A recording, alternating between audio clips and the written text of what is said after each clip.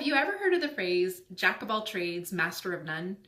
That pretty much described my professional work history up until about the age of 29 years old.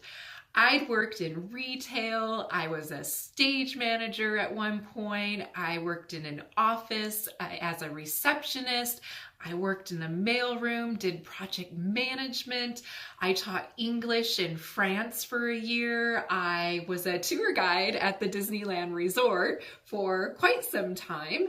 And I even did crazy things like taxes for annuities and mutual funds.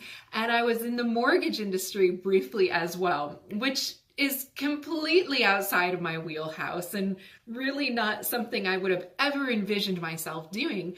But the funny thing is I'd always end up in these random spots learning a whole new set of skills, but could never really seem to find anything that gelled together or held my interest for any certain period of time. And it was fine for my early 20s, my mid 20s, it wasn't that big of a deal.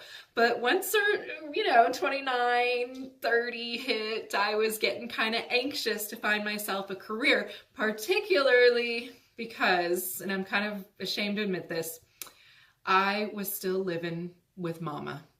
Now, you got to cut me a break because I was living in Southern California at the time, and it's one of the most expensive places to live.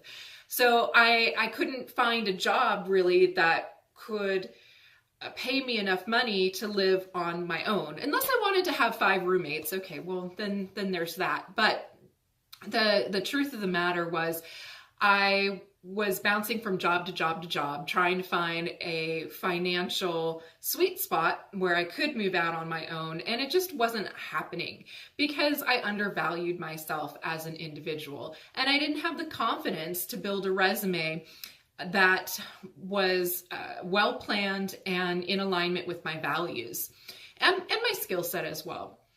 So this whole journey really started when I had found a job that was definitely outside of my wheelhouse. It was more of a sales related job, but it paid me over, I want to say $20,000 more than what I was currently making at the current job I was at. And when you're 28 years old, 29 years old, I mean, 20 grand is a lot of money. And I mean, gosh, even now 20 grand is a lot of money. So it was really attractive to leave my job for this new job and start a totally new venture that would allow me to live on my own. Not that I don't love you, mama, I do, but you gotta grow up sometime, right? So I didn't put a whole lot of thought into taking this job, this new job. And I left my company and off I went. A deep down little voice said to me, Wendy, don't take this job. It's not the right fit for you. It's gonna give you issues in the future. And I just didn't listen to that little voice. The end of the story basically is that I went to this new job. It was a horrible, horrible, horrible fit for me. It affected me mentally and physically. There were days where I would have to pull off to the side of the road on the freeway because I'd be crying. I would come home some nights and just sit in the dark for hours and stare at the wall. And that's when you know something's wrong. There's no reason that somebody should be so mentally upset that they have these random weird behaviors of sitting in the dark and not talking, not doing anything, and something's wrong. Well, one day I had actually hit my rock bottom. My job got to me so much that I was making myself ill.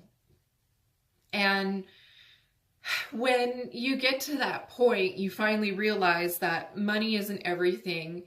But the truth of the matter was, I couldn't blame my boss. I couldn't blame the company. I couldn't blame anything. the only person I could blame was myself, because I didn't take the time to really think things through.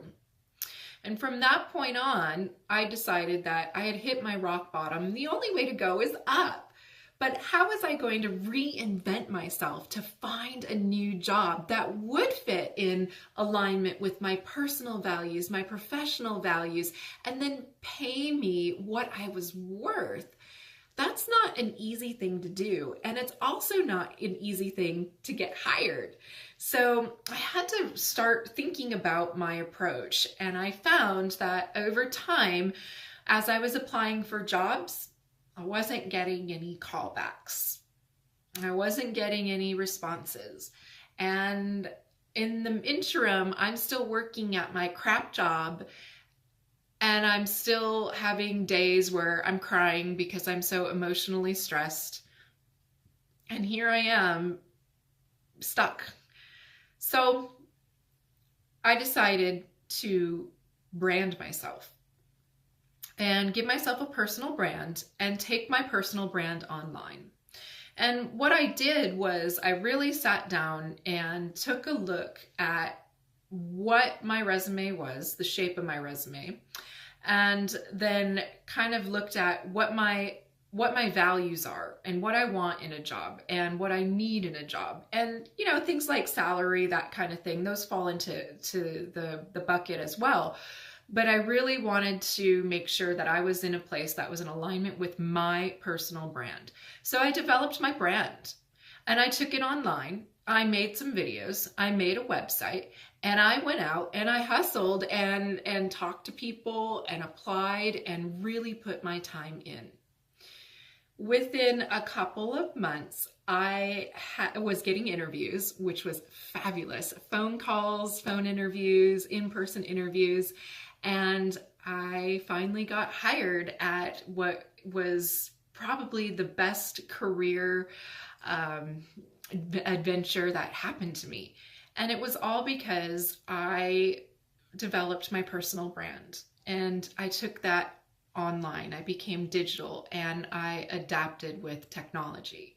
So my bad situation really turned into a lifelong passion, because that's what I help women do now, is I help women develop and build their brands and take that online so they too can find a way to live out what their dream career might be, or in general, just their persona online, the image online. You don't always have to personally brand for a job per se.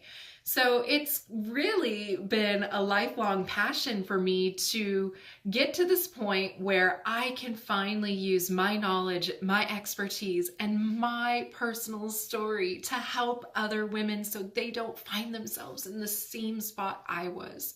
I don't want anybody to ever be there like I was. I mean, it's not worth it. So that's where Pink Collar Online came from. And we are going strong.